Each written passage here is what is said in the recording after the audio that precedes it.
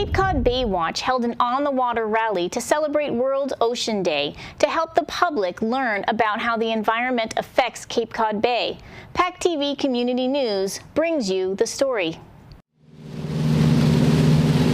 World Oceans Day was this week, and so we chose today to celebrate Cape Cod Bay, which is obviously an important part of our world's ocean, and especially important to the Gulf of Maine ecosystem. And it's important for all of us to understand these connections because it's really the bays and the oceans that sustain us. They provide not only our fish that many of us live on, and fertilizer, and God even knows perfume, but vitamins and minerals and all that good stuff. It's important to understand the part oceans play in just providing the air we breathe. Plankton, the phytoplankton in the ocean provides 70% of our oxygen. The reason that we chose to be in front of Pilgrim has to do with the Pilgrim operation that sucks in 500 million gallons a day of fresh seawater, holds it in the plant for 15 minutes to cool its condenser, and then dumps it back into the bay, wasting 2/3 of the heat it generated, making the bay hotter.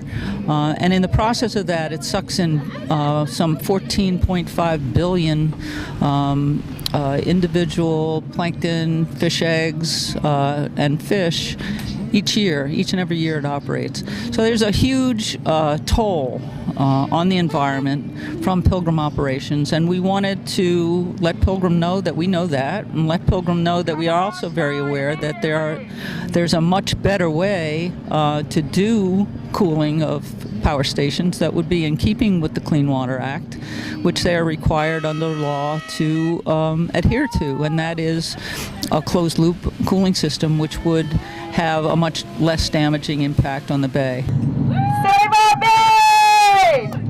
The issue with river herring, especially the Jones River herring, has to do with the death toll of river herring. River herring comprise of blue-black herring and alewives. Alewives are the second most killed species overall in Plymouth Nuclear Power Station. They have killed in 1 year time more river herring than swim in the Jones River to spawn. Now, what's the importance of river herring? So it's a fish. It's a small fish. It's about 12 or 14 inches long. But the importance of river herring are that when the small fry leave the river in August and September, they go out and they feed the juvenile cod, and they feed the tuna, and they feed the other species that are out there that we find very important and attractive to eat. And so if you disrupt the life cycle of the river herring, then you're disrupting the life cycle of the whole chain that follows that. Winter grain, falling rain. Entergy is looked upon as a clean energy. It's not. Nuclear power has a huge death toll, not only in Cape Cod Bay, but in on the plains where uranium is mined, and so much of it is so wasteful.